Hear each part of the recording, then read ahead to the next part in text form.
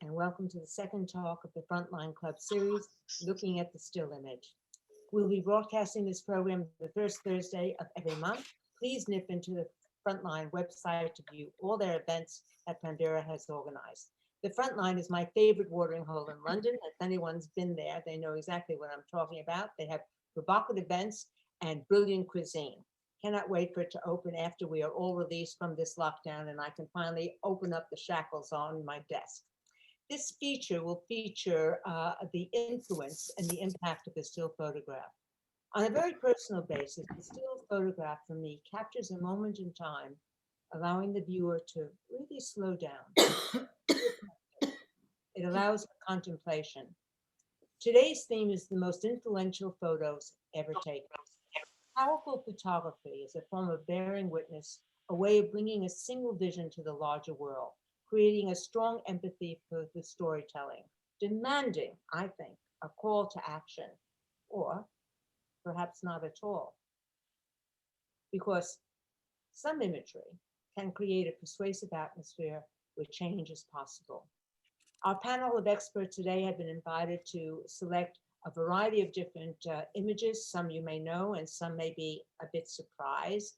And I think you're going to find them all very interesting. Very quickly, I'm going to introduce the panel. And Pandora has also asked me to kind of say a few words about what images would I choose. Normally, I just act as the moderator.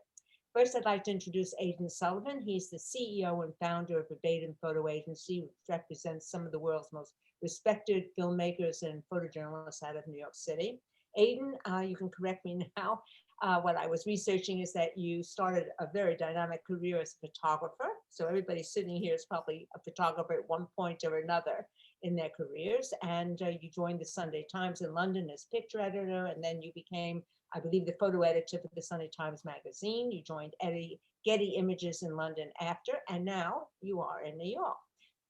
You also are, which I think is a very important thing that you do, which is the founder and the director of the Ian Parry Scholarship, which is one of the most important awards available for aspiring photojournalists. Harriet Logan, hi Harriet, is well known for, I love Harriet, is well known for tackling very tough stories. She has photographed diverse subjects, everything from AIDS victims, prostitutes around the world, emergency rooms, trauma units. She started her career in photography in the front line of trouble spots such as Chechnya and Afghanistan. Her powerful portraits of women reveal a world of sorrow, pain, desperation, and also glimmers of hope. She is the recipient of many awards, including the Ian Parry. She is also, well, I don't know how long, but you can tell me, Harriet, the founder and curator of the INCITE project, a most dynamic collection of photographic prints supporting photographers who strive for social and political change through their work. Hi, Monica. Monica and I met at, oh my God, I don't know how long ago. Monica is a photography editor, curator, writer, educator, and mentor. She served as the picture editor of the Sunday Times magazine and was part of a team that founded Spectrum, an award-winning section dedicated to photography from around the world. I think before I met Monica, I used to save every single issue of the Sunday Times, and I still have in my collection. The next time you come around to my house, I must show you that I have the full-on collection of what you edited. And I just found it was always so amazing that a Sunday newspaper was going to dedicate so much to photography. She's also served as a World Press Photo Contest jury, been a jury member of the Visa pour l'Image and the Canon Female Photojournalist Award, and nominated for the Jupe SWAT Masterclass. Donna, it's so a pleasure to meet you tonight for the first time. I'm also been a tremendous fan of your work. Living with the Enemy has been a Bible of mine for a very long time. The insights and the imagery and the empathy and the heartbeat that you created it's still, to me, it's the one book to look to when it comes to what domestic violence is all about. and beyond the seminal book of Living with the Enemy and Sexual Violence. And most importantly, she is a tremendous champion of women's rights. Much of her work has been featured in many exhibitions and lectures across the globe. And in 2011, you launched the I Am Unbeatable campaign to expose, document, and prevent domestic violence against women and children through real stories of real people. Ferrato's most recent book, which I just acquired, and I told Donna when I come to New York, when she comes to London, she has to sign off a copy for me, but I'm going to hold it up because I think it's such a great cover as well. It's called Holy, and I recommend it highly. I've already been through it last night, so it's a fantastic. And let's get started. So I selected 3 pictures, and all of them are very, very personal to me. The first is The Terror of War by Nick Oot. And very simply, if you look at the date when it was published, it was in 1972. It really was for me, because it was published and printed on the front cover of Life magazine, of which we, my family, were subscribers. And it screamed out to me is, this is not something any human being should be involved in, this kind of war. There is this young girl screaming in agony, running away from terror. And it is a picture that I constantly revisit in my mind and reminds me of why war is inhuman. The next picture. The next picture, again, it's about terror. War is no longer identified by a nation. It is terror, and terror in the worst order that one can think about. And this particular image, I thought, is one of, I hate to use the word favorite, it is the most dramatic for me, because there you have the iconic Brooklyn Bridge that was built in 1830, whatever it was, with 2 gigantic towers holding up the American flag. Fleeting behind it is this enormous cloud of black smoke, and both the towers are still there, standing erect with flames screaming out of it. Both were marvels of architecture at the time, with the Brooklyn Bridge being the first that crossed over from Brooklyn to Manhattan. And I think it was the first crossing from any of the boroughs into Manhattan. And the Twin Towers, when it was opened, I think it was in 1973, 74, it was the tallest, they were the tallest buildings in the world at 102 altogether. I mean, it was taller than the Empire State Building and the Chrysler Building. Since then, of course, it's changed. The next picture. And I'm a photo documentary photographer, and I had graduated in the year 2000 at Central St. Martin's Master Photography program, and was tinkering and thinking what direction that I wanted to go into and what my focus was going to be. And I was mesmerized by the work of an English photographer called Tom Stoddard, and particularly the work that he had captured of the AIDS pandemic in Africa. This picture for me really said, AIDS is not just about the gay community. AIDS touches everyone. And here is a mother in pain, in enormous grief, with her baby child. And the way this image is captured, it shows extraordinary gentleness and empathy, but very, very powerful. And the 3 pictures that I just looked at with you, these are the pictures that really have crafted and the kind of brand of photography that I pursue today. A lot of what I do is around HIV/AIDS, and a lot has to do about the aftermath of war and how to prevent war. Okay. Let's kick off. Aiden.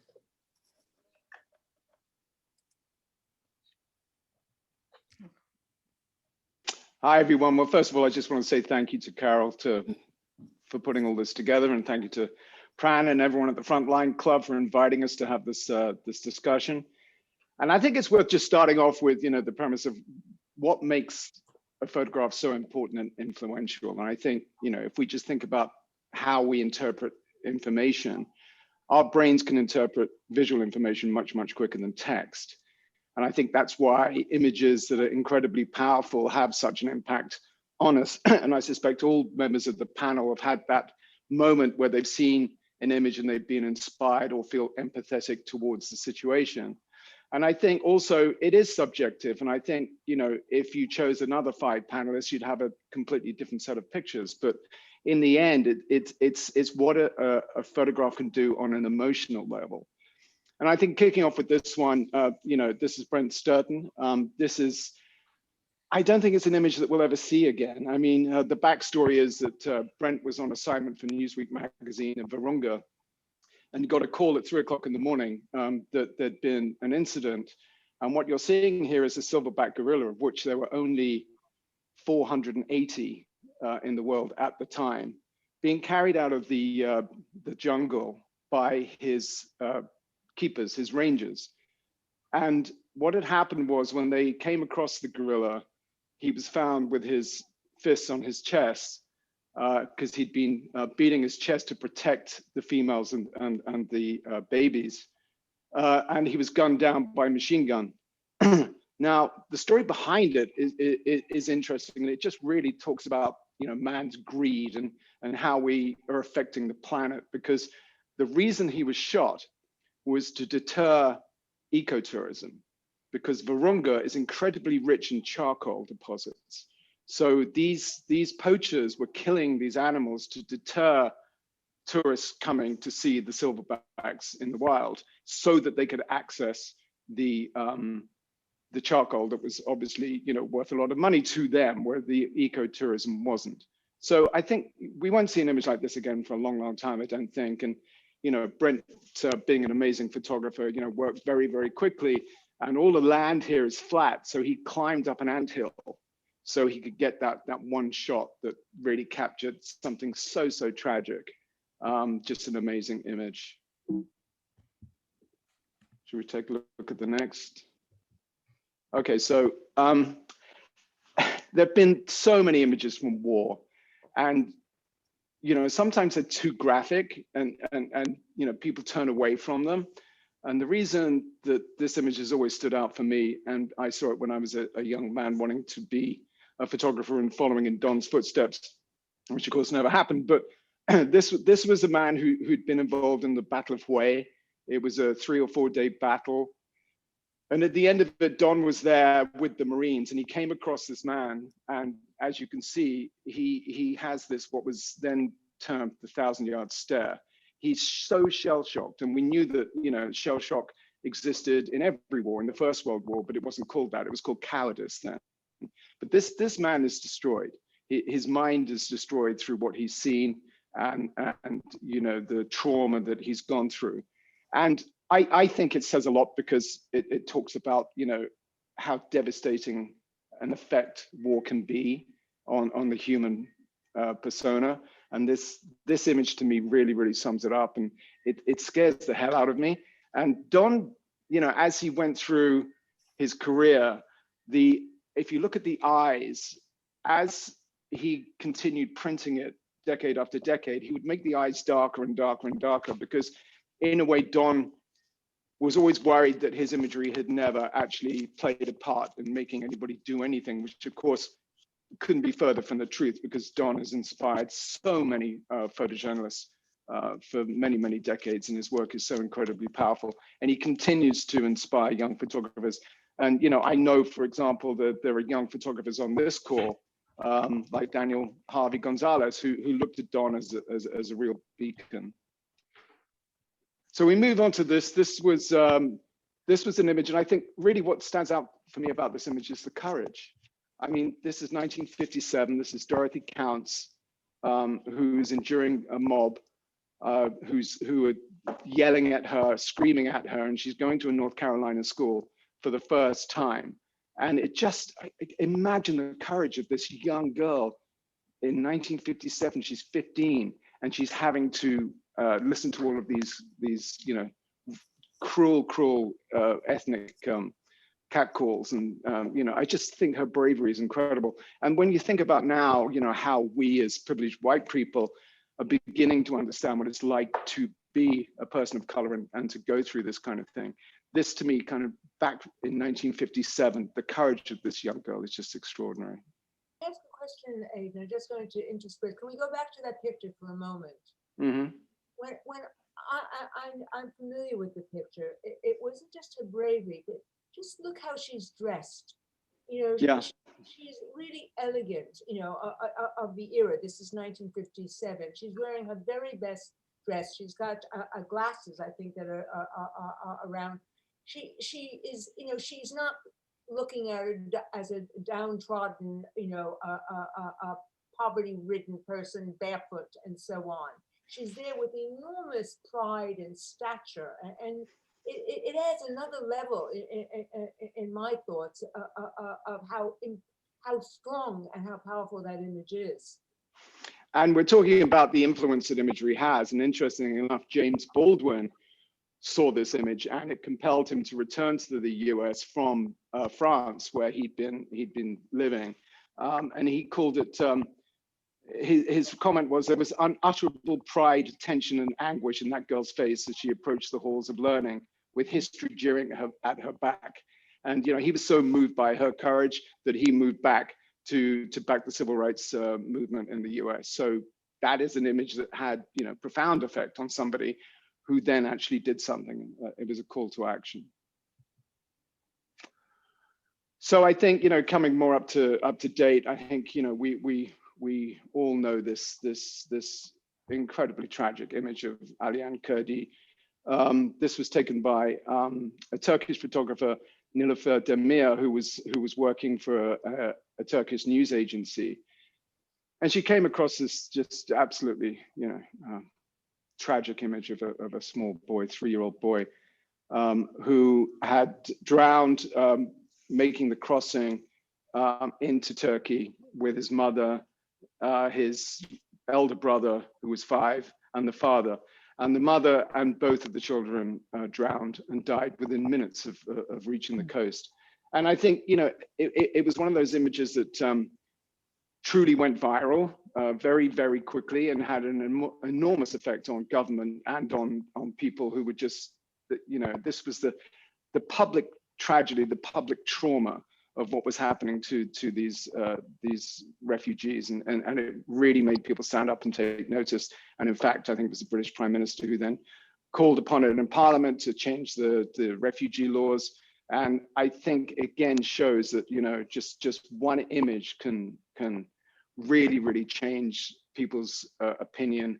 And it's that empathy. It's like, my God, this is a small child. It looks as if it's asleep, and this child has died because it's trying to, find peace and find a haven. And I think there was a quote from Nilüfer who took it, and she was saying that she took the picture because she just wanted to make sure that everybody understood the desperate situation. And could she have done something? No, the child sadly had already drowned. So her job, and what she did incredibly well, was to create an image that resonated around the world. Well, it certainly did, Aiden. I think it's one of the most well-known recent images that probably will be iconic for its pain. And this one, it's an interesting image because, Margaret Bourke-White, who was working for Life magazine at the time, that Life didn't actually publish this image for at least another decade.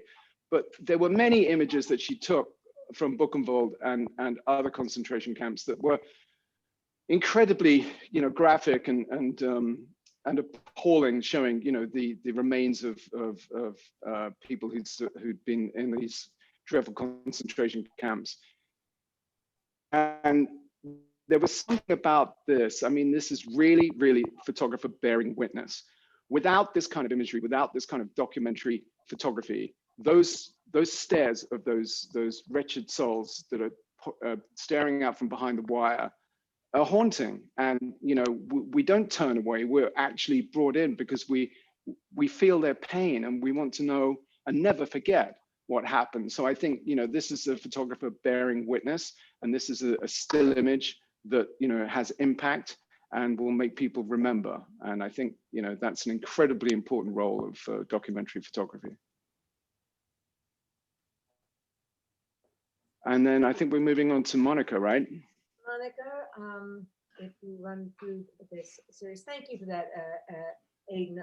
I'm hoping when we all have a chance to show and discuss our images, that we can have a dialogue amongst ourselves and also invite the audience that has been tuning in to the program, because this is definitely a very provocative kind of discussion and different takes of how you interpret. Monica, the stage is yours. Thank you very much, Carol. Thank you for inviting me. I'm from Bera for coordinating and organizing everything. I just wanted to kind of set a little bit the backdrop to the images that we are actually going to see. I'm personally very interested about images that kind of, they are shaping visual culture, not only in the way that we consume images, in the way that we are engaging with images, in the way that the photography industry, in a way, you know, have to be considering how to reach an audience, but how, you know, our images are kind of being sort of distributed and framed. So a few of these images that I have selected, they're images that they have been contextualized in a way that there was no intended. So the original photographer had intended for these images to be consumed or to be projected in a different way than how they were actually framed. Or as we say that they have been kind of reframed, they have been repurposed, and they have kind of in a way kind of transcend that initial intentionality between the photographer that in a direct dialogue within a specific audience. So there are images that in a way, and they are making us think the purpose of the image itself. Also, I'm very interested in the whole idea of something that is not very kind of established, something that it happens in real time. And in a way, we are actually seeing how visual culture moves at such a speed that it shapes itself. It's shaping itself at the moment as we speak. And I'm interested just to see how these trends are leading. So this first image is an image shot in 1941 in Latvia. It was the Latvia massacres in Leipzig. And it was photographed. It was an image that was taken by an SS troop commander, Karl Emil Stroth. And the intention, it was just documenting the atrocities that they were actually perpetrating themselves. Now, we don't know what was the intention of documenting this, but how the image kind of, where the image ended up, definitely was not his intention. There is a moment of chance that plays a role into why this image had become sort of a document that exists today. And it's because he was an electrician at the time, David Sipcom, who was actually working with the Nazi army. And he spotted 4 rolls of film that had these images. He had been asked to fix the wire of the film that it was damaged. So very quick thinking, he actually smuggled out the film. He got the images printed, he returned the film, and then he kind of buried these prints until the end of the war. And at the end of the war, he kind of handed these documents to the Soviet Union army, who, and these images, they were used in the Nuremberg trials. So they end up being testimonies of the atrocities that had happened. So the intention of the photographer, the framing in which they were used, and the accident that happened, it made this image to be a really important document of history. but that was not the original intention of the image. So that is what I'm actually interested in. This image by Jeff Mitchell, a photographer who is represented by Getty Images. He took this image in 2015, is the border between Croatia and Slovenia. There was the crisis of the refugees arriving into Europe. And then this is the image as it is. I mean, he documented the crisis during the entire summer. And what is interesting is that how this image ended up being used by the Vote Leave campaign, and Nigel Farage made this image the image of the poster, implying this kind of threat to Europe and specifically to the United Kingdom, or this, and raising and playing with the whole idea of the subconscious of the invasion and the idea that we were being invaded by these foreign masses of people that they were coming over. And this was completely opposite to the intention of Jeff Mitchell when he took the image. What he was actually documenting what was actually happening at the time and how it was being used in the press. Now, this image was repurposed by the Vote Leave campaign 8 months after the Aryan Kurdi image was actually seen in the newspapers across the world. So in a way, these two images, and I'm very glad Aidan kind of chose that image, because in a way, these two images have served the opposite sides of the spectrum on what was unfolding in Europe and the kind of political discourse in Europe at the time. This image leading to the UK leaving the European Union, and the other images that actually was being very much used to demand a fair sort of migration laws. Now, what was interesting, just one last remark I wanted to say about the previous image, is that what is interesting is that how the images that they are intended for one purpose, sometimes how they get disseminated and how they get sort of reused, it kind of transcends the intention of the photographer. So this image, it was kind of syndicated for commercial use, and then, you know, at that point, it was very interesting when the photographer actually was interviewed, and they said, well, you can only document at the time the events that you are trying to capture, and whatever happens later, you have to understand that you have no control in a way that either traditional sort of media outlet like the press or a commercial sort of political party decides how they end up using the image. And just on that point, Monica, before you jump onto your next one, it was something I was going to bring up earlier, is that, you know, the captions are so important. You know, when agencies send out images like this, they have captions which are obviously, you know, the source of the provenance and the story behind the image. And if you take that out of the equation and put in some you know, completely opposite caption, it can completely change the image and the power of the image. And I remember there was an image that won a World Press Photo by a Getty photographer, Spencer Platt, of a group of children or teenagers going past ruins in Beirut. And the Getty Images sent it out as you know, a group of teenagers going back home.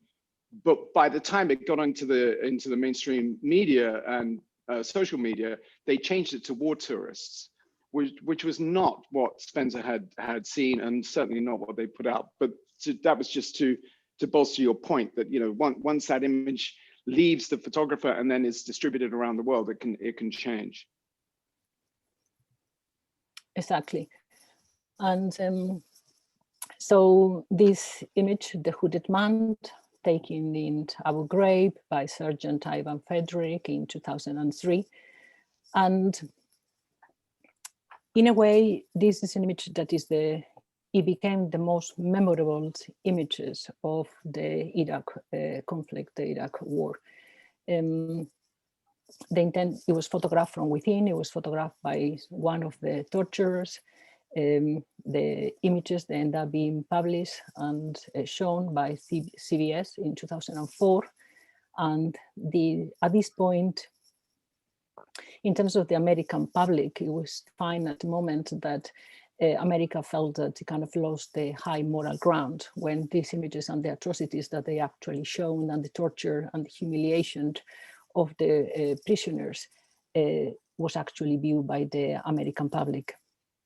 It is obvious that, I mean, these images that were shared among the soldiers, they were taken and shared, but the intentionality of Sergeant Ivan Frederick, who ended up sort of serving 8 years in prison for the crimes that they committed, the torture, it was not the intention that these images were going to end up being in the public domain, and definitely it was not the intention that they were going to be scrutinized for what they have actually captured.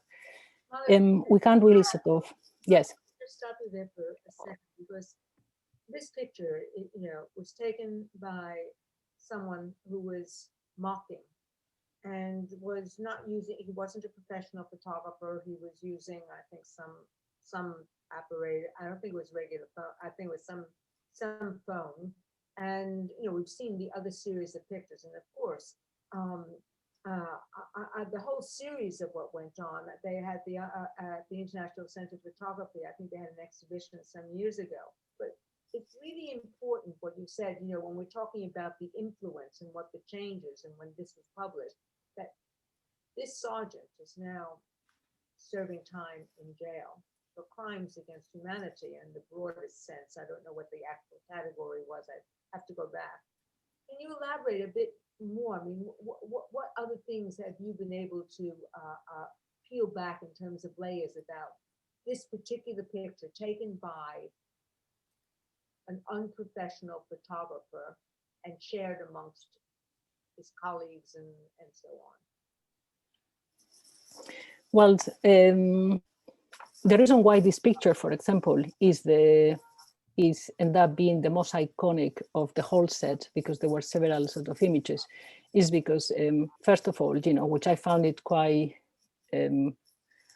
difficult in a way, is that why it became the most iconic on the entire set is because it is the one that can be distributed among the press in an easier way, because the other ones, they were so explicit in terms of the sexual content and the nudity and the torture, that this was the image that it was the most palatable, so that is one why the image kind of stands out among the rest. In terms of the interviews, there are interviews where you actually have no Sergeant Ivan Frederick, but another of the soldiers that were part of the taking pictures and sharing.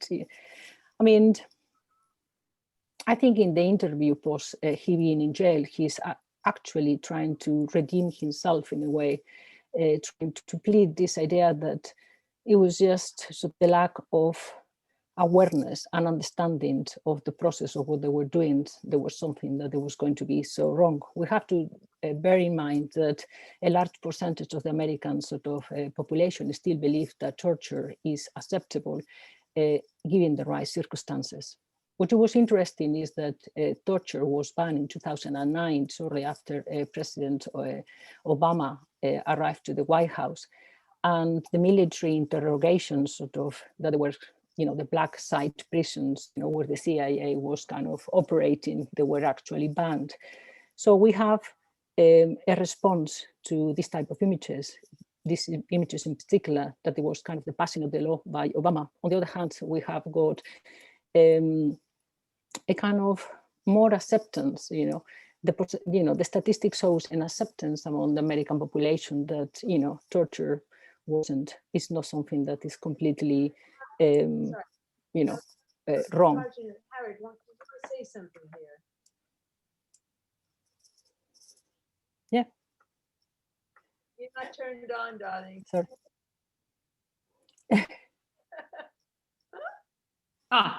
Isn't it also because it symbolized a change in, this is also a change in the way that photography is used. And this is, these images came out of a time when, digital photography became, prevalent. We're all now photographers. We all document the times that we live in.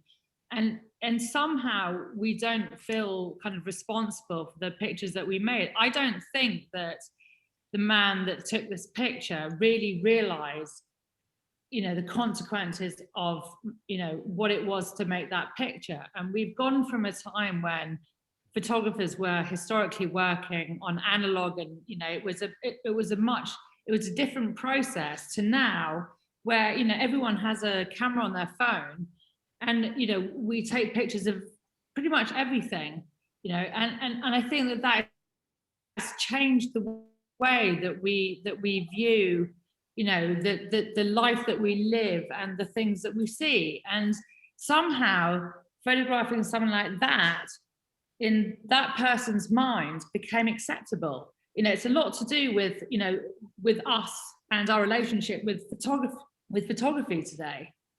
I think that's right.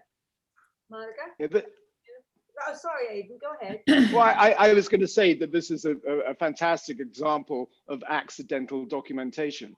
I mean, this was a trophy picture that clearly was just meant to be, you know, shown amongst a small group of people. And the fact that it got out online, once you open those floodgates, there's no going back. So the photographer actually did record something incredibly important historically that we can now all share, and, you know, see the horrific nature of what was going on in these Iraqi prisons. So it was by accident, because they wouldn't normally have a camera with film, but having you know, access to something simple, a digital camera, an iPhone, suddenly, you know, that image can be shared around the world within a few seconds.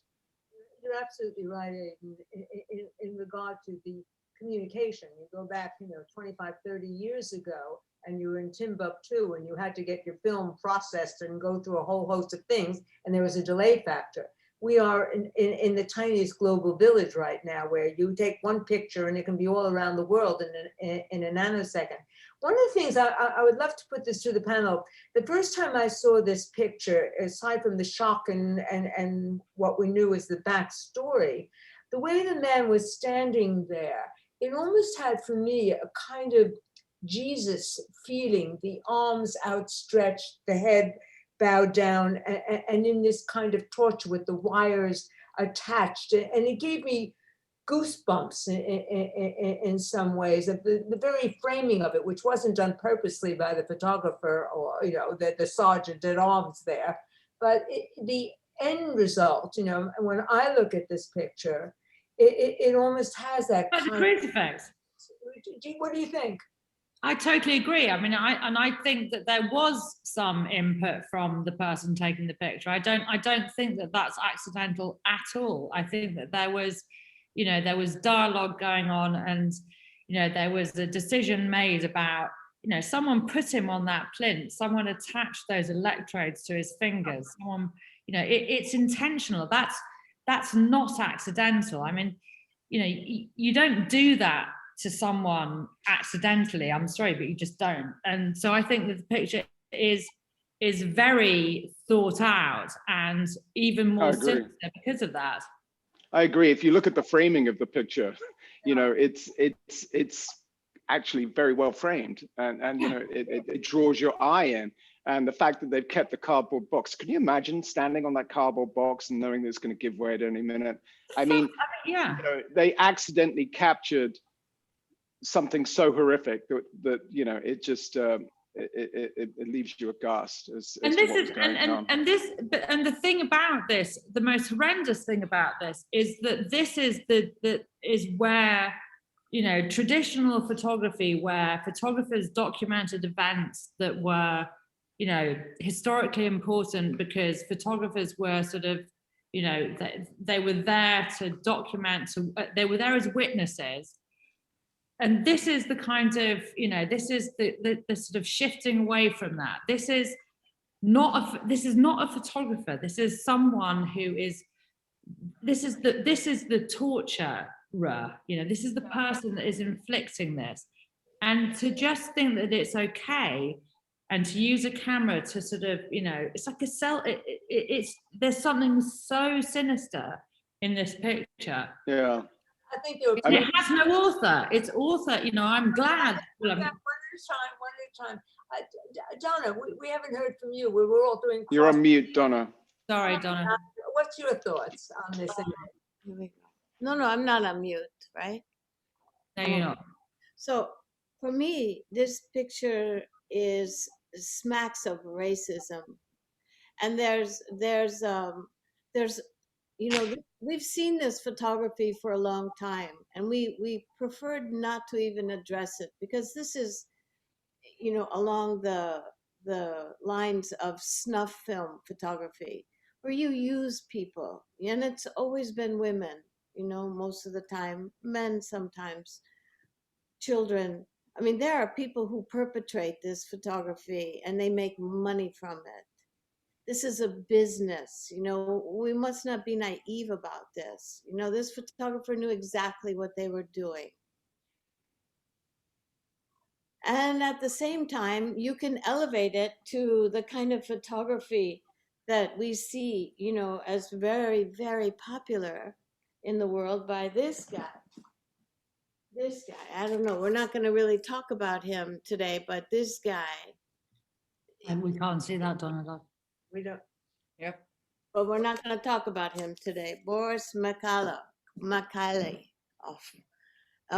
But this is so disturbing, this image.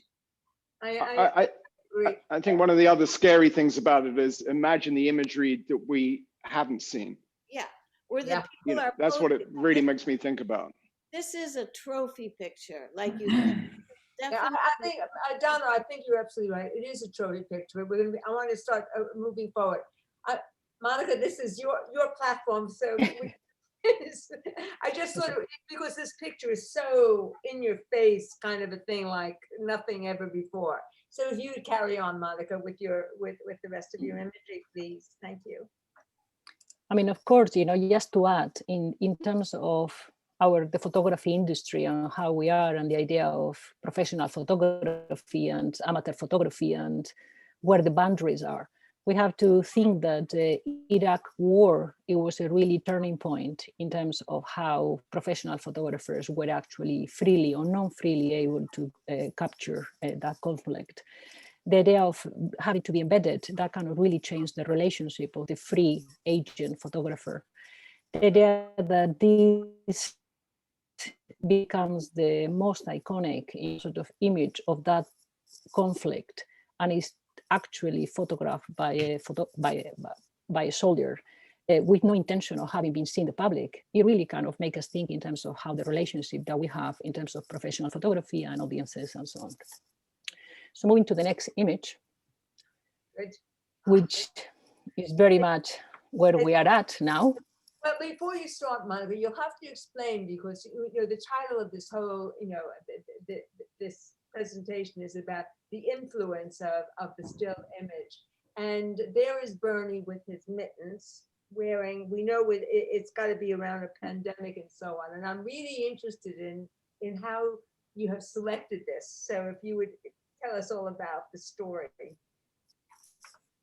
Well, I mean, we think about an image that was a photograph, a traditional photographer, Brendan Mielowski, AFP, you know, behind sort of the gate, you know, inauguration for Joe Biden, you know, and then, you know, he's basically where in the area where all the press photographers, they are actually placed to just capture the moment, you know, and he takes this image, and yes, you know, we see Bernie there with his little sort of gear, you know, but it's what happens when this image actually enters the public space, how the public reacts to the image, and the whole idea of, yes, we have the memes, you know, but it's not only the idea that have entered the whole idea of leisure, fun, cross-generation, transnational, you know, ideas, you know, it's been appropriated by the art world, you know, all different sort of realms, you know. It kind of really shift its relevance from the idea of photography, and it enters in a completely sort of wider scope of how we are actually relating to images nowadays. It went totally viral. It became, you wouldn't have sort of, it's not only the traditional media, it kind of entered platforms that they are sort of not only social media, specific platforms that they are kind of consumed by totally different generation that they would never open a newspaper. And it's the idea that this cutout of you know, Bernie out of this image, you know, it has even sort of become a sculptural thing. It kind of pop up out of the flat image, and it becomes a three-dimensional object. So we have the sculptures of it, we be seeing knitting of it. So we start to see about the influence of the image in terms of the cultural impact that it actually having. It's almost like having something in reverse. It's not the idea that, you know, we have photography that we bring this image about this event and we hope for change to happen. It's the idea that you put this unassuming image out there and it kind of takes life. But what is super interesting for me is the idea that it opens to interactivity. This is not the idea that the photographer puts out an image and then you are an audience and you are the viewer and you are a passive viewer. Here you are interacting with it. You can cut it out. You can put it in the backdrop. I mean, I could have put it here, you know, just next to me. So suddenly, you know, it's the idea that a traditional image by a photographer from AFP has been able, you know, to create this kind of really almost sort of digital interactivity that we're having with this image. And for me, it's something that is extremely interesting just to see the result of how we all responded to it. Can we go to the next big image? We're starting to collapse on time a bit. So I'd like to. So we have this image. My final image is by an artist, a conceptual artist, Amalia Oolman. And maybe you look at this image and you think, well, it's an Argentinian Spanish artist. This image was shown and performing for the camera exhibition at the Tate. This artist takes the role of an alter ego, and then she used Instagram as her platform, her medium, to convey her work and to realize and to produce her work. What for me was interesting about this image, because it's an image that it wouldn't be sort of widely known, it's not an image that maybe an artist that many people recognize, is the idea that when I looked at this image, I immediately recognized it. I thought, I know this image. No, I don't know this image. I know the interpretation of this image, because this is the famous image by, you know, Kim Kardashian with 200, you know, who has 200 million followers on Instagram. So Kim Kardashian kind of popularized this image. So when we see it, it's not an image that I know this artist creating this, but in the kind of visual archive, in the visual memory archive of a very broad, massive audience around the world, this image exists. And in a way, what the artist and the photographer has done here is to kind of take from popular culture and kind of reenact the image and actually put it out there, and it made its way to the Tate. But the whole idea is that this image started, you know, in Instagram by a celebrity who has 200 million followers. Well, we'll have to do a whole separate series of talks, Founder, about the Instagram society and culture and who posts and language that we're now using. An influencer. I used to think of an influencer being a very different category than it is today. Donna, would you please join in and present your imagery and tell us about it? Why you selected it? Okay, I'm unmuted. This has been an extraordinary conversation we've had here with all of you, and I have to say, Monica, you're expanding the consciousness, everyone's consciousness, in so many directions. What's exciting with looking at photographs from starting back with Margaret Burke White, and you know what an extraordinary documentarian she was and war photographer, to what we see with all of the great photographers who went to Vietnam back in the 60s and the 70s, like Philip Jones Griffiths, was a photographer who was proud to say that he was an anti-war photographer. He never glorified war. There was no point. He wanted to understand why there is war. And he went there to really understand it. And he was very methodical about it. I mean, Philip was a Welshman, Philip Jones Griffiths, who really loved life, cherished life. he didn't have children when he first went there. He didn't have children until the early 80s. So for all of these years, he worked with such a devotion and love and sense of humanity for the Vietnamese people in the face of the American imperialism and like the so much deception and corruption of war. That's what Philip showed. Like Noah, he was unabashed.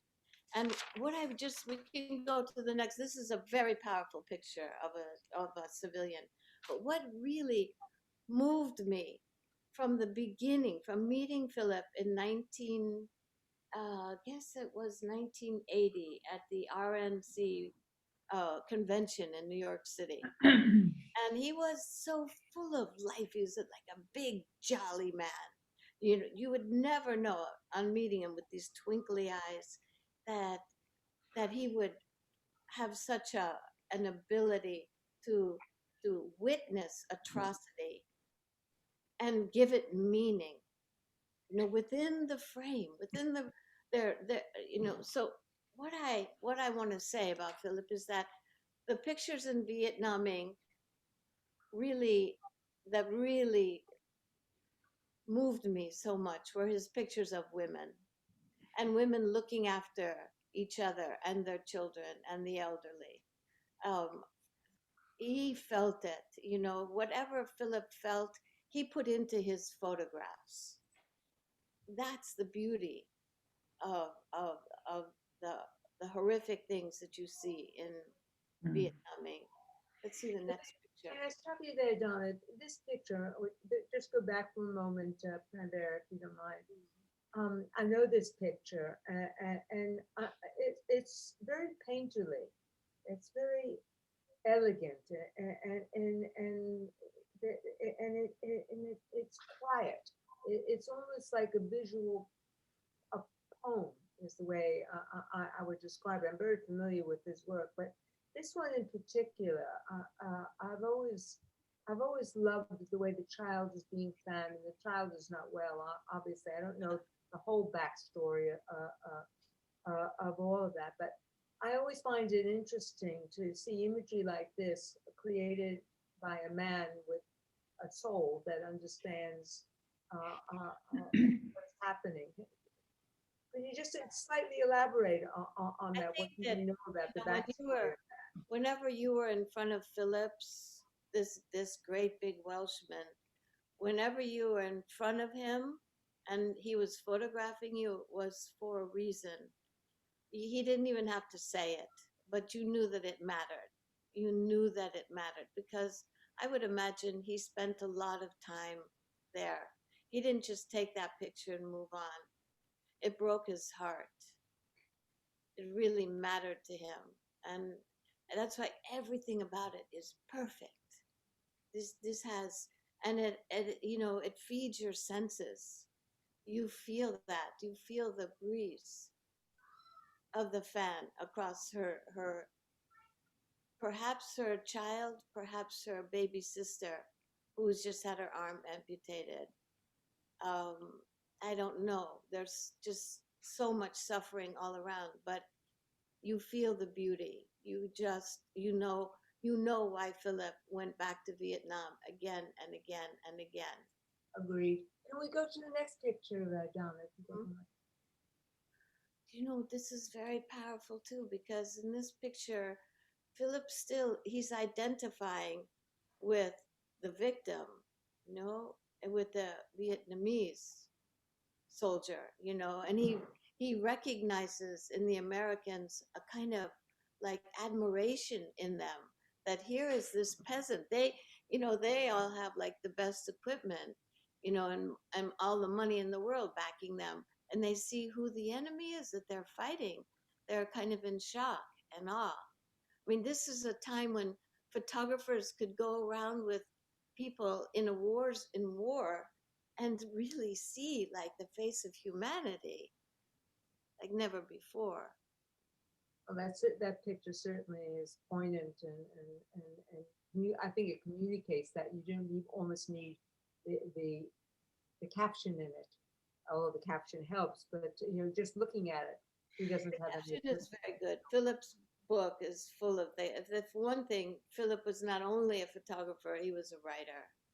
And he Yeah, took I was just, can we go to the next picture, please? Sure.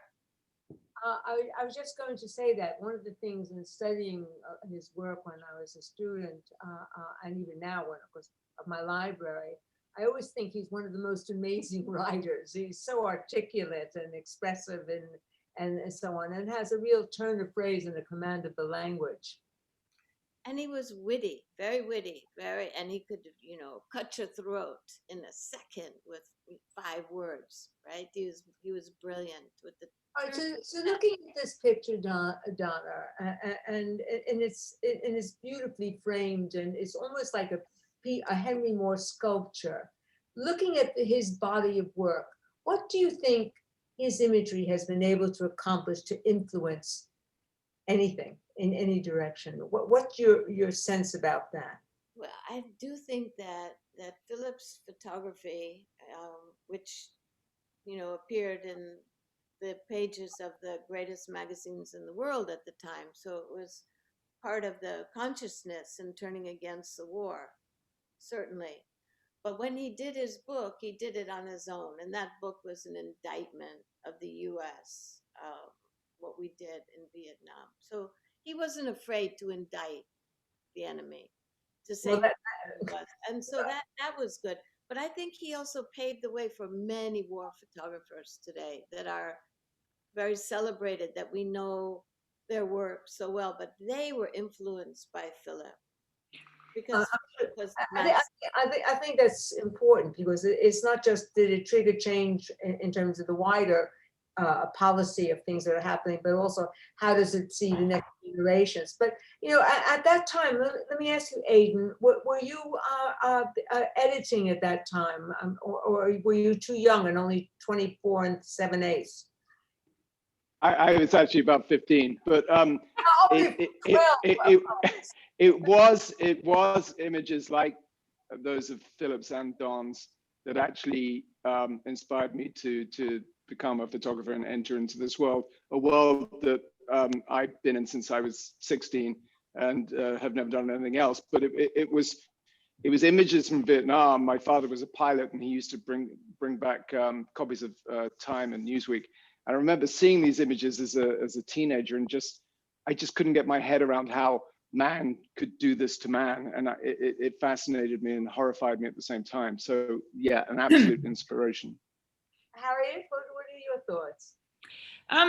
Well, I guess I was just thinking about the fact that when you asked us, when you talked to me about doing this talk, I mean, one of the things that I feel really strongly is that there are images where history is kind of encapsulated into single images, and I find that a really fascinating thing, that that history can be contained in those single images. And for me, and particularly in the INCITE collection, I'm very interested in how that kind of happens going forward. I don't know if have we gone through, Donna, have you finished with all your pictures now? Yeah. So my real interest is in how our kind of collective sort of visual history is embedded in certain images, and in how important they are for us, and in how they kind of anchor us in certain times in history.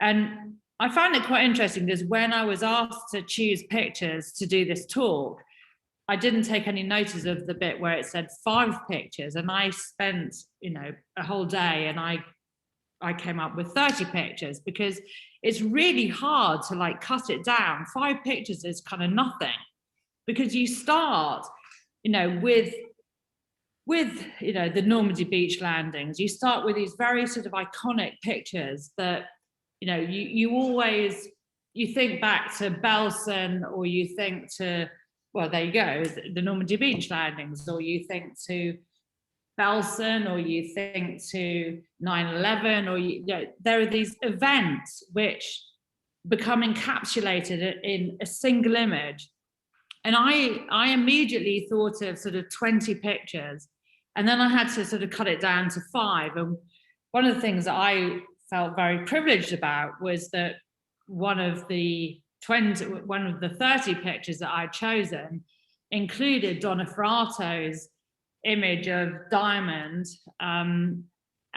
which is an amazing picture that she shot. Oh, now we're going through, which is this. And for me, this is such a kind of an iconic picture, because it's one of those moments where a photographer stood in the room and they witnessed something which could happen, you know, today. It probably is happening today. It could happen tomorrow, and it probably will.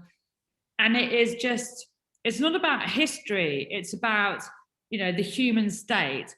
And I have so much respect for Donna, and I feel so privileged to be sitting on a discussion where she is a part of it, because she is the author of this picture. And I mean, what I really wanted to do was to say that this, for me, when I boiled my 50 pictures down to 5, this remained.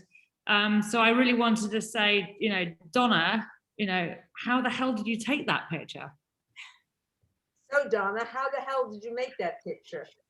Harriet, I don't know. You know, really, just, it's all about being there. It's all about being there, Harriet. You know that. I mean, the funny thing about this picture was that I really wasn't supposed to be there that early morning.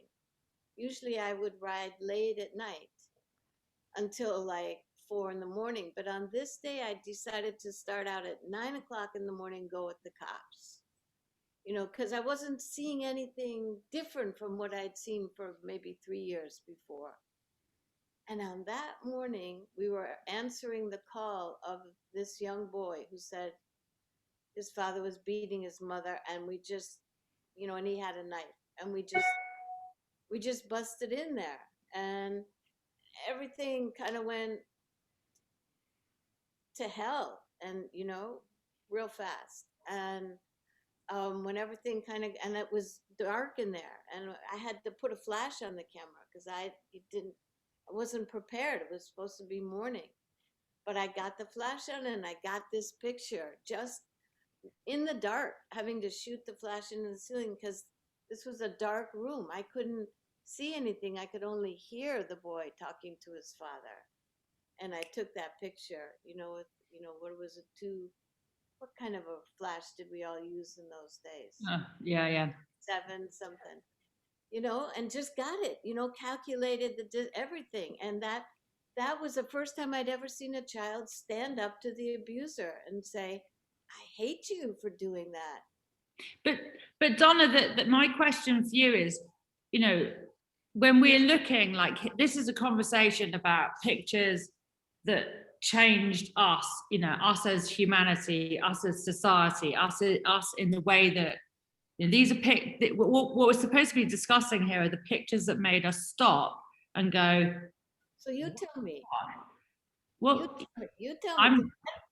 I'm telling you that this is one of them. I'm telling you that this for so many people, you know, changed it pushed it what you did by taking that picture. And I'm sure, well, I think what you felt when you took it is, you know, this is not right. People should take a look at this, and this is, you're bearing witness in the absolute true sense of what it is to be a photographer. But, you know, can I just raise my hand here? It's interesting, you know, Donna, you've been doing, documenting a very important fuse that has been burning, which is domestic violence. And one of the things in observations that have been in the papers ever since the COVID, this past 12 months, is that the increase in domestic violence, at least here in the UK, they did a stat that it was up over 35%. And that's because people are, you know, they can't leave their homes, they can't travel in very small quarters, in small flats and small apartments, and so on.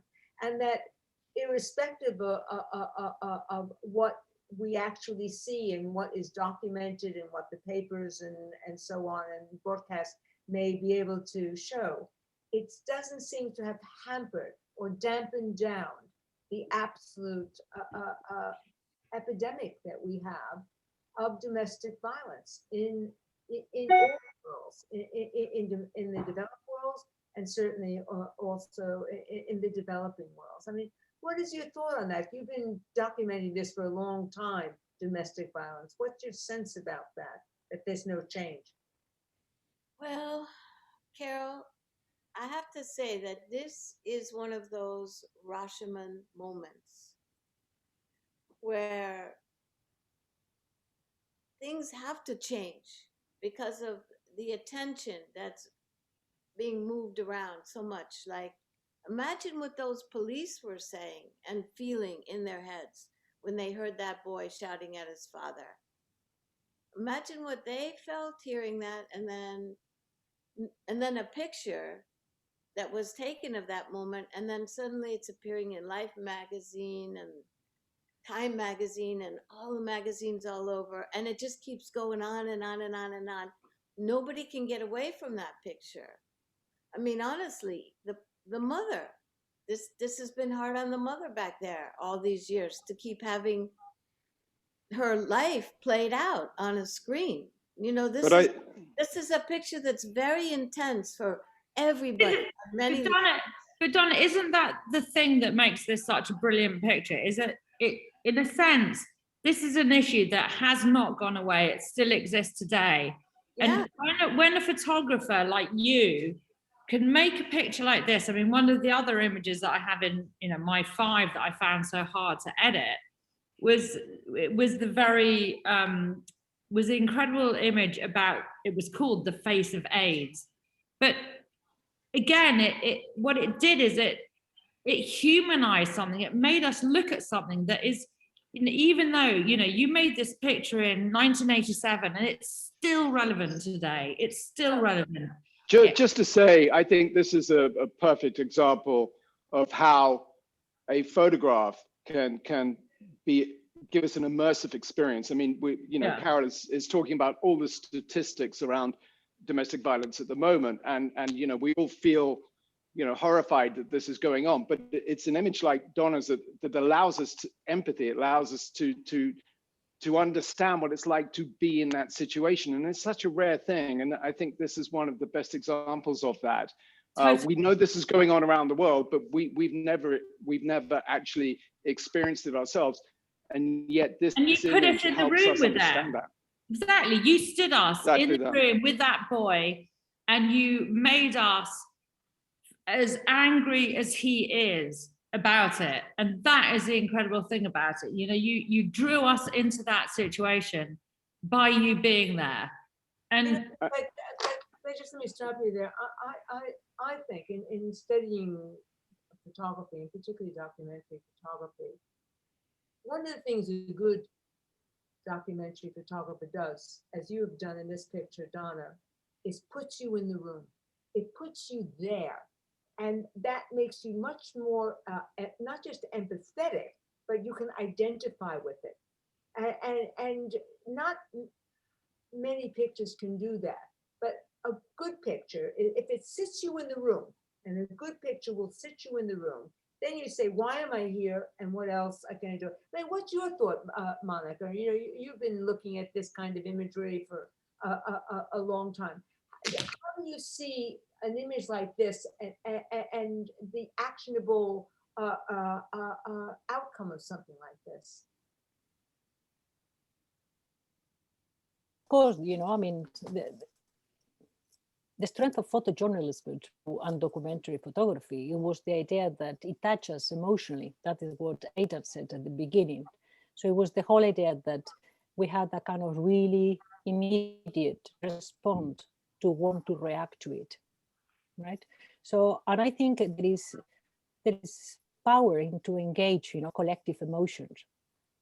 What, for me, you know, I try to think is like how we can sustain that kind of state of emotion going longer for things to kind of change. And that is, I don't really believe photography or any other medium can actually do that. We can immediately respond to something. We can immediately will go to the streets, and we can immediately, and I think that is super positive. And then there is a second aspect of it, and is how we kind of actually tackle the structures that perpetuate that abuse or that injustice or whatever you want to, inequality, whatever you want to call it. So I think it's very powerful. When it comes to photography, that was the strength for me, photojournalism, that was kind of touching with his composition, his content, his focus on characters, really kind of touch on the emotional side of the viewer. And then when you have photography that is a little more cerebral, you know, in a way we kind of lose that kind of immediate response.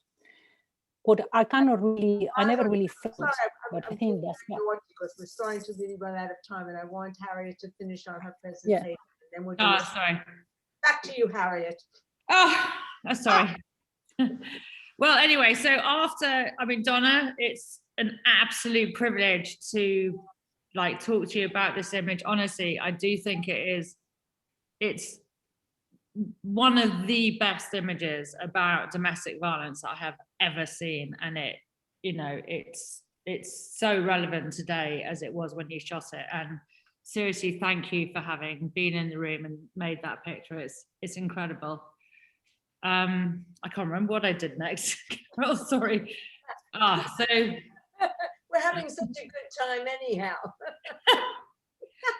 Well, so this was this image that was taken in 1990, The Face of AIDS by Theresa Frere, and it really was at a time when there was so much disinformation and misinformation about AIDS and HIV, and when, you know, particularly in America, it was something that, you know, IV drug users or homosexuals got, you know, no heterosexuals got it. And it, you know, I can remember that time, and it was so polarizing for the homosexual community. And I remember this picture being published, and it was used by Benetton as part of their advertising campaign. You know, it was that powerful. People actually took notice of this and they commercialized it, which is kind of sick, but at the same time was brilliant because it humanized AIDS. It made it something that we, you know, we can all get AIDS. Now we know that, right? You know, it's not such a, you know, big fucking deal now, but it was such an important image then because it, as I say, it humanized AIDS for the first time, I think, as a single image. Absolutely. This is Ron Haviv. Ron Haviv took this picture of Muslims being kicked by Serbs. He was working with the Tigers, who were a group that Arkan was running. This is an incredibly brave image to take because he had been sworn to kind of not take images of Serb brutality. And I remember this picture running on the covers of newspapers in the UK. And this was kind of right at the beginning of the war there. But it was the point when we all went, oh shit, there's something really bad happening. And it was a real kind of wake up call moment. And actually, this image was used in The Hague as part of evidence against Arkan. So it you know, it had a beginning where it was really relevant. And I mean, you know, the way that the guy's kicking this woman with a cigarette in his hand in this kind of, you know, horrible kind of, you know, casual way. And then the fact that it was used to as a prosecution, piece of prosecution was, you know, good. Amazing image. And then The Falling Man, which, I mean, I actually live with this picture and I think about it all the time. Like, I just think, you know, how the fact that this man took the choice to jump, you know, that can you imagine? I mean, I don't know how many people who are watching this ever went up the Twin Towers, or ever went up the Empire State Building, or ever went up a very high building in New York and looked down. And, you know, it feels always like you're really, really high up, and you always have that, I always have that feeling of, oh my God, I can't imagine falling. But this man decided to jump, and I just think that that is, you know, the image that sums up 9/11 for me. It's just, you know, it's symmetrically, I mean, weirdly beautiful. It's horrendous. It's horrific in every single way, but it's just, it's so iconic. It, you know, if you know, for me, the further away we move from these big world events, the more those single images become important. And that for me is, you know, if I walk away from 9/11, that's the image I walk away with.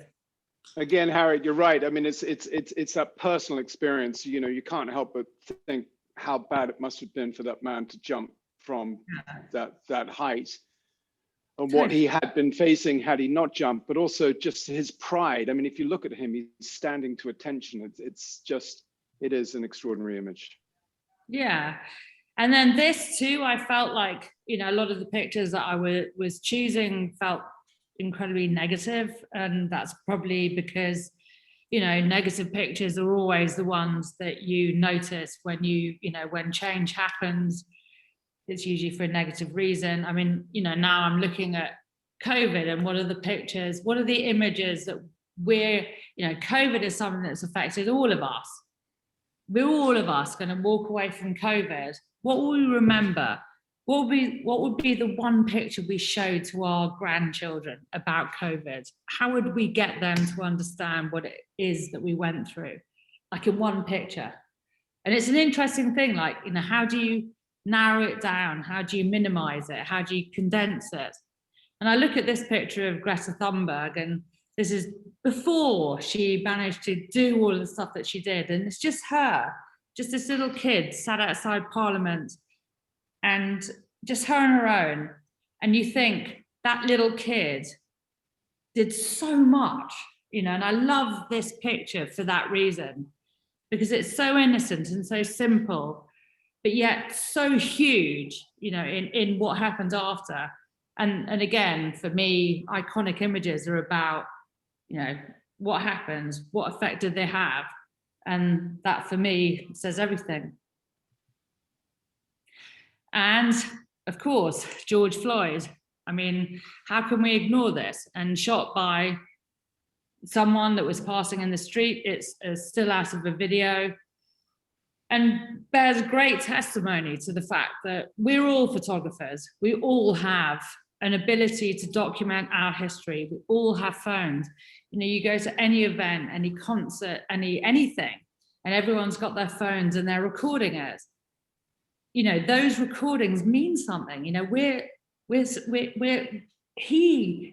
policeman should not have got, you know, what he did is he killed this guy, and he did it in full daylight, and he did it fully in front of people who had their iPhones and they were witnessing it. And he did it with his fucking hands in his pocket. You know, really? But this is the importance of where we are now, and how imagery becomes, you know, so relevant now. You know, we have. I just want to stop you on this picture, because we've talked a bit about it. You know, one of the, I think the most extraordinary things after this event, as we had talked about events, is that with the pandemic and people not in schools, we had the most extraordinary response on the global stage with Black Lives Matter and people marching. And so when we say, what was the influence? What was the impact? How did something happen? That triggered such a massive, massive response on the global stage, and triggered all sorts of other things and laws and investigations and so on.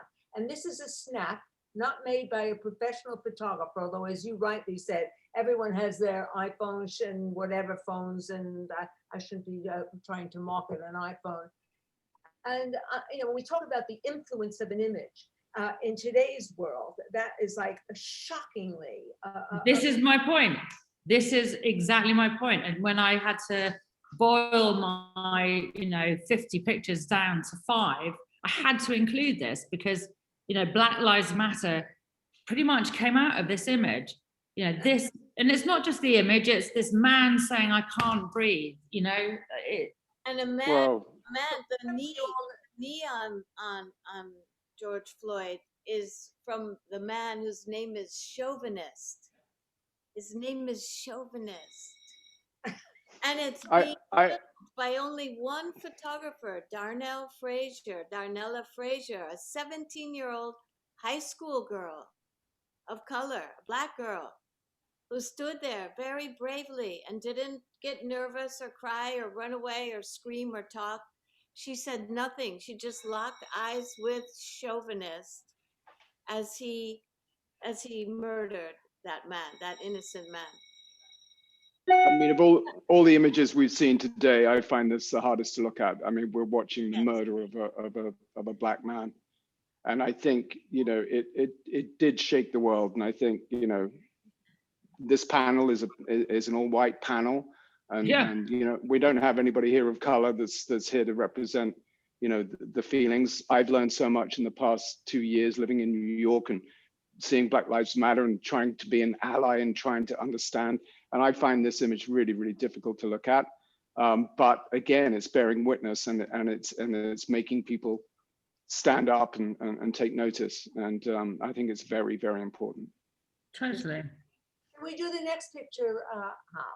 My favorite. Well, which in a way, for me, this is just an example of how of utter stupidity. Like, how much of an arse can you be to go into Capitol Hill dressed up like a complete wanker and and think that there's going to be no repercussions, just like the policeman kneeling on on the neck of George Floyd that we've just seen. I mean, the same thing. You're accountable for your stupidity, and that's. I mean, I struggle with this. Social media is fast, and many times it's unaccountable, and I think that that's a problem. Like how do we really fact check what's going on? But this is just classic for me. It's just what an idiot. I'm sorry. But go on. I was just saying, because we needed about 3 hours for this discussion and inviting everyone else to jump in. But I had said to Harriet earlier, I said it was a really, really freezing cold day on Capitol Hill. And this dude shows up, horns, which is like the devil's horn, if you really want to do reinterpretation, bare-chested. And I said to Harriet, I said, what drug was this dude on? I mean, it was freezing out there with sub-zero weather and so on. And again, the photographer, I'm not sure who the photographer was because there's many pictures of him. And again, which is, I think, a whole other separate conversation that we can have in another one of the series of these talks about the single image, the power of everyone having a phone, that everyone is a photographer.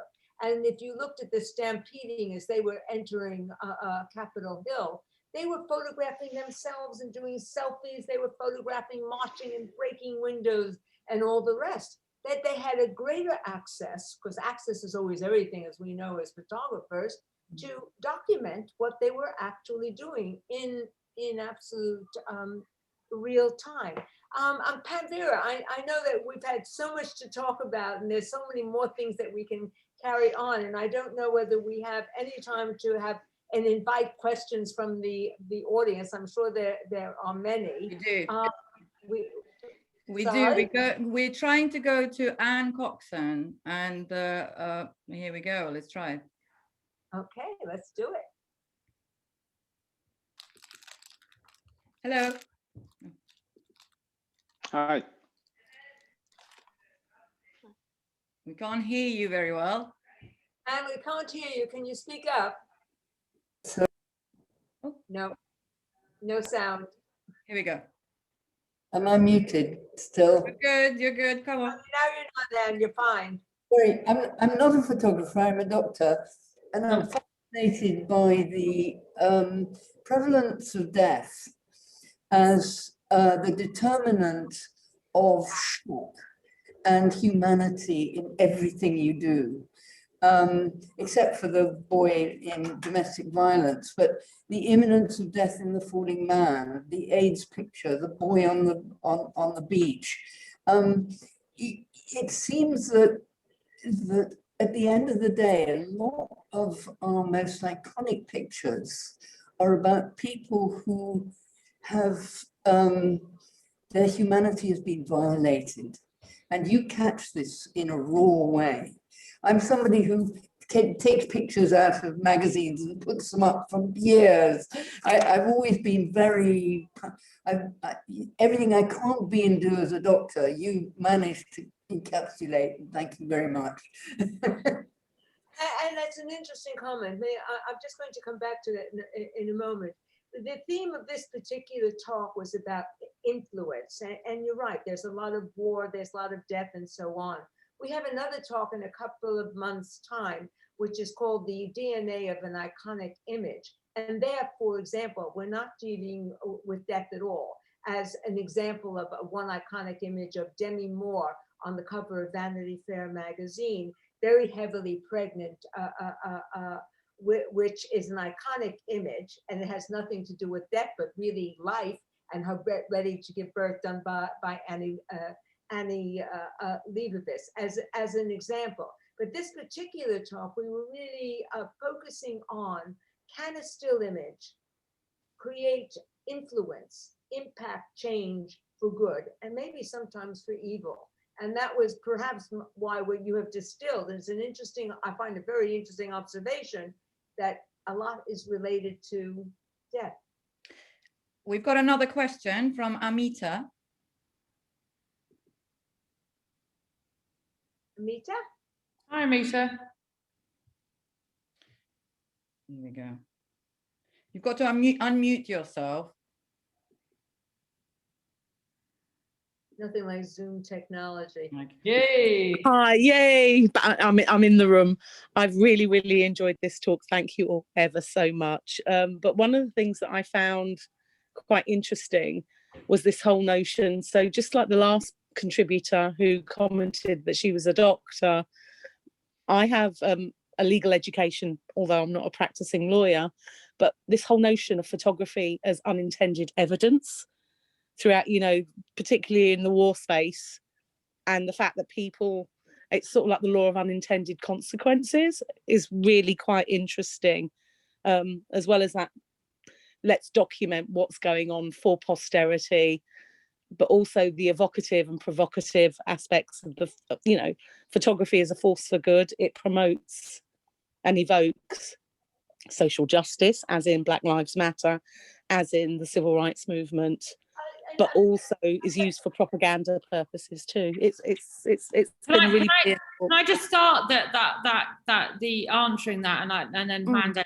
Donna, in that, you know, I worked for many years as a photojournalist, and I stood in front of so many situations that were so completely horrendous, and all I ever thought was, if I'm not here and I don't press the shutter on my camera, then no one will ever know. And that's, you know, that's kind of all, as a photographer, that's really all you can do. And, you know, I'm going to hand to Donna now because she's taken that to much greater steps. But, you know, can I time out, everybody? Sorry, I'm being very bossy as the moderator because we're running low on time. One of the things I wanted to do, and there's so many more questions I know people want to ask individually, but I think what might be good to bring closure to this is for each of you, and Aiden, I'm going to kick off with you, is just to summarize your thoughts about the impact of the still image and your observation of where it is now and perhaps where it's going to take you in the future. Well, I think, you know, the the last person to call in, I think, sums it up. It's bearing witness, and whether we're bearing witness as a professional photographer or photojournalist documenting what we see in front of us, or whether it's accidental and an image is suddenly, made available to the public. But in the end, it's really about documenting historical events and bearing witness to those, and then the actual photographs being able to make change. And I think, that's really the job of the photojournalist. We've seen it, in many of the images we've seen today, which are about, the darker side of life. And I think it's because, these are things that we wouldn't normally see on a day-to-day basis. So when we see imagery that is like Abu Ghraib and so on, it's because we haven't experienced it ourselves. So it's giving us a perspective on things that we wouldn't normally come to terms with, we wouldn't see for ourselves. So bearing witness. Bearing witness. Donna, what's your thought on that? I'd like to read to you some of the thoughts of Philip Jones Griffiths for my parting statement, because I think this encapsulates everything that we've been seeing, which has basically been the journey of the dehumanization of mankind. That's what we've been looking at today, unwittingly. But let's go into the mind of Philip Jones Griffiths, and this is what he wrote long ago. As a photographer, there's me. I've got a brain and a couple of eyes. I wander around and I see things and I respond to them and I try to arrange them into a rectangle. A photograph is a very immediate personal statement. I appreciate photography as the most privileged occupation that one can have. All you have to do is buy a relatively inexpensive box, hang it around your neck, postpone puberty forever, and run around the world, making glorious pictures that hopefully will live forever and change the world. That's a stunning, stunning quote. Thank you for that. In a nutshell, I think that's how every photographer, all of us feel that. Yeah.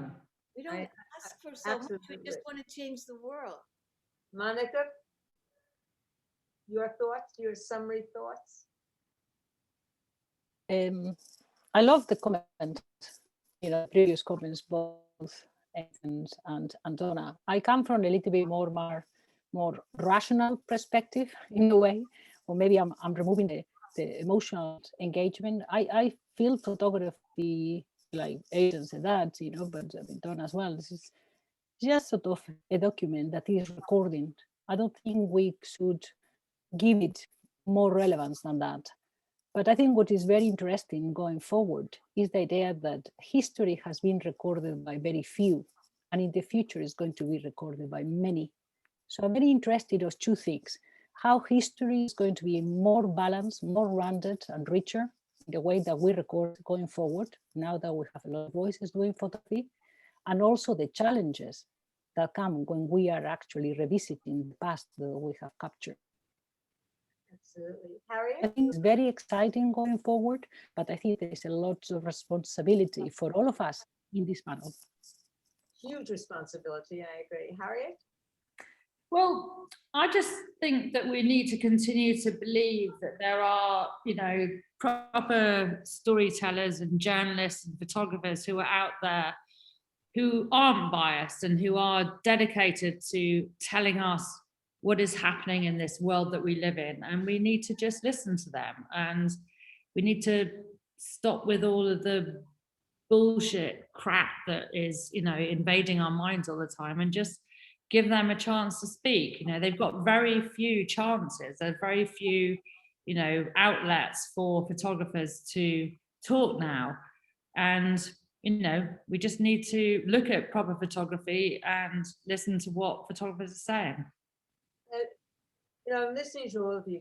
First of all, thank you, panel. You've been amazing. And this has been really such an exciting opportunity to hear your voices and your stories and so on.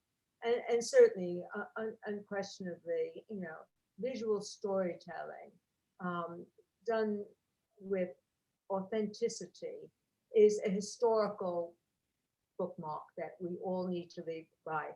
Even more so, I think, and not just because I'm a photographer, it is more so because it gives a different kind of evidence of history than words. Words can be misinterpreted and so on.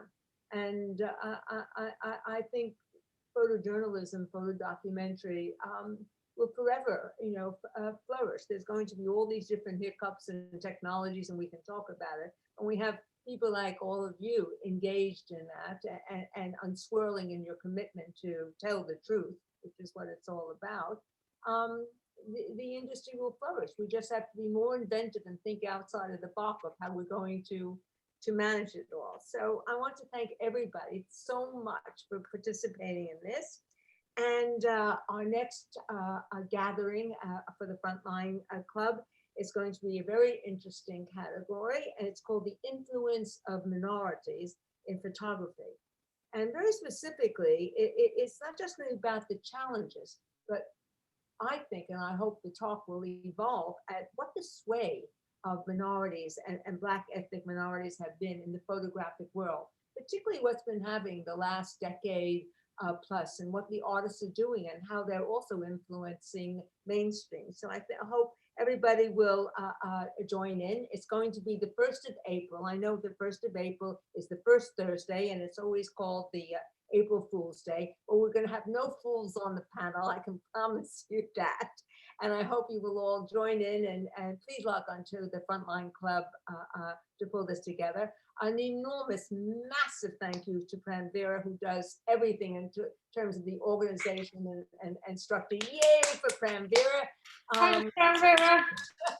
Thank you so much, everyone. And I bid you, I hope to see you all in all the different places when the shackles come off my chair and the shackles off my feet, and all of us are released. Miss all you guys in lockdown.